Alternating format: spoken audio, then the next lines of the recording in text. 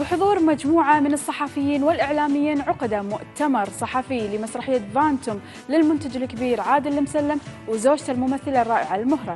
طبعا خلال هذا المؤتمر حصلت تفاصيل وأهدته أغلى تليفون بالعالم، وصار شوية أكشن. خلونا نشوف شنو صار بالمؤتمر ورادين لكم. والله كان ودي أهديك صاروخ، برج، كان ودي أهديك برج خليفة أصلا كبر. يا الله سترك.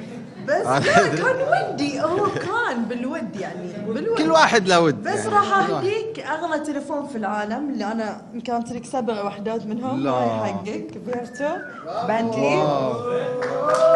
شوي حبيبي أنت. نمشي. طبعا تستاهل. أنا وايد أحب هاي الشركة، تستاهل.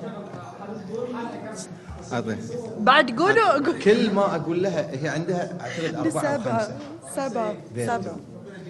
كل ما أقول لها باخذ واحد قولي لا. لكن اليوم كنت بالصالحية أدش أشتري واحد، لا إيش لك فيه؟ لا ما يشيله الحين. الظاهر كانت مخططة. تدرون أحس إنه خرفني والله يا جماعة. الله سترك. والله خرفني، أنا عمري ما فكرت أهدي ريال هدية.